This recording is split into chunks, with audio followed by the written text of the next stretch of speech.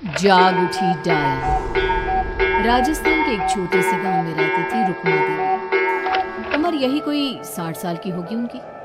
गांव के लोग कहते थे कि वो औरत नहीं बल्कि डायन थी, क्योंकि शादी होते ही रुक्मा के पति की मौत हो गई और फिर धीरे धीरे उसके परिवार के सब लोग एक एक करके खत्म हो गए। और साथ ही गांव में पड़ा अकाल, जमीन सूख गई, खेती सूख गई, लोग भूखे मरने लगे।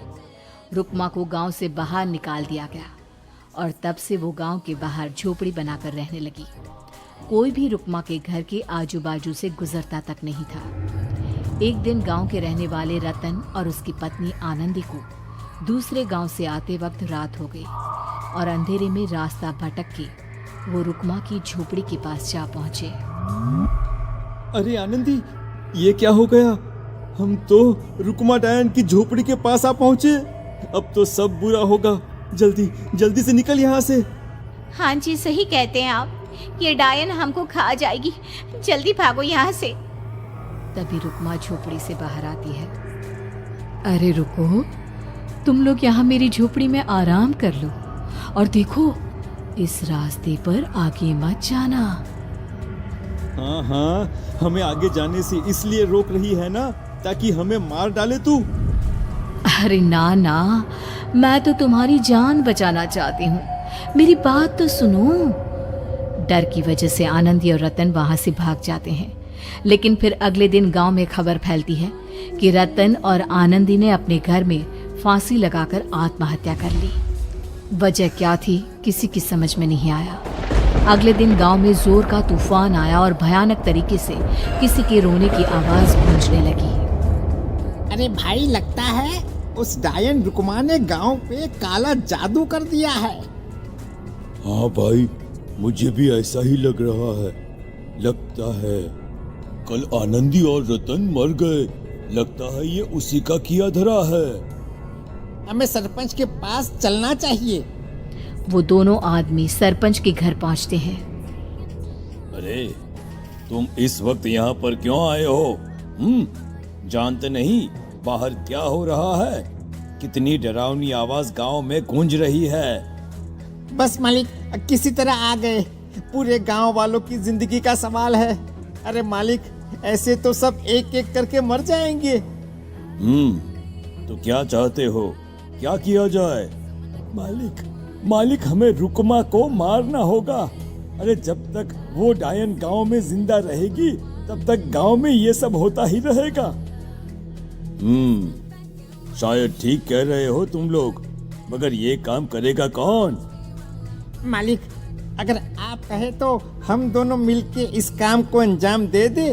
बस आपको हमें यकीन दिलाना होगा कि हम पकड़े नहीं जाएंगे। ठीक है, लेकिन बाहर जो आतंक का साया है उसमें तुम दोनों रुक्मा तक पहुंचोगे कैसे? हैं? क्या तुम्हें डर नहीं लगता? मालिक, आप उसकी चिंता ना करें। काल भैरव का भभूत है हमारे पास। रुक्मा तक पहुंचकर आसानी से मौत के घाट उतार देंगे उसको। हाँ,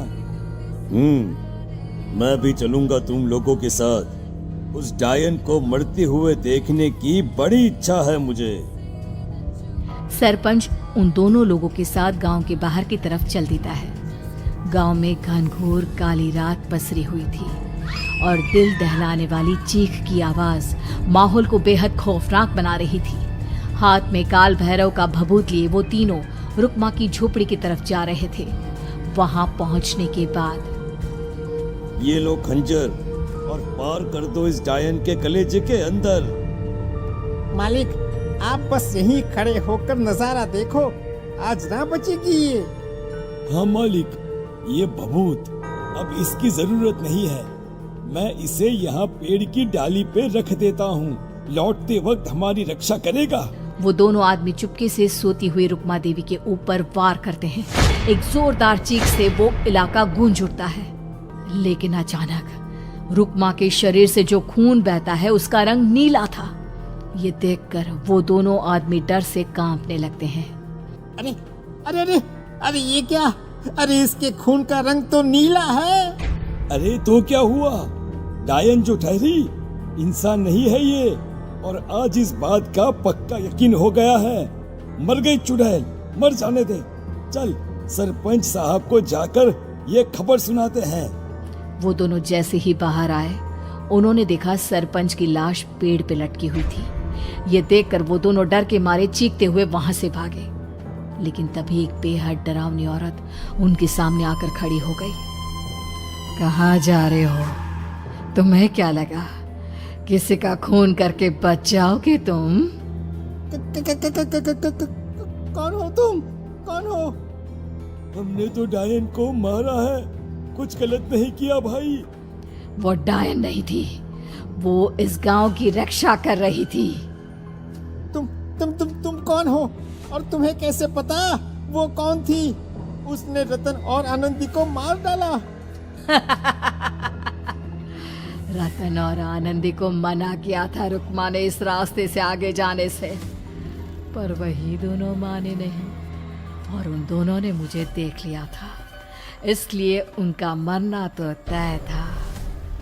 क्या मतलब तूने मारा था? और हम समझ रहे थे कि रुक्मा ये सब कर रही है। अरे वो तो मेरे कब्जे में थी, रोज अपने खून का चढ़ावा देकर इस गांव को बचा रही थी, तभी तो उसका खून नीला पड़ गया था। लेकिन तुमने तो उसे मारकर मेरा काम आसान कर दिया।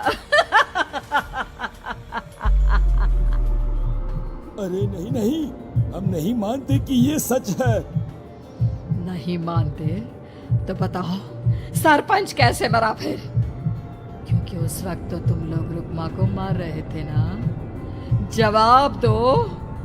हाँ, बात तो सही है। इसका मतलब इसका मतलब अब तुम लोगों ने अपनी मौत को खुद दावत दी है, क्योंकि जो तुम लोगों को बचाने की कोशिश कर रही थी वो तो अब रही नहीं। अरे लेकिन कौन है वो जो हम लोगों को मारना चाहता है? आत्मा, रुक्मा के घर वालों की आत्मा। वो लोग कोई आम आदमी नहीं, खूनी भेड़िए थे और रुक्मा ने उनका ये राज जान लिया था। रुक्मा के अंदर शक्तियां थी जिसके चलते उसने उन सबको खत्म कर दिया। क्या? अरे लेकिन पूरा गांव तो समझ रहा था कि रुक्मा अपने घर वालों को खा गई। खा रुक्मा नहीं, मैं आ गई। क्योंकि असली डायन मैं हूँ और अब कोई नहीं बचेगा इस गांव में, कोई नहीं। भागो तुम दोनों। वो दोनों आदमी पागलों की तरह भागते हुए गांव पहुंचते हैं। वहां देखते हैं कि पूरा गांव खुद की नदी बन चुका था। हर तरफ लाशें ही लाशें पड़ी थी और रुक्मा के मरे हुए घर वाले उन लाशों को खा रहे थे। कुछ देर के बाद उन दोनों का भी वही हाल हुआ।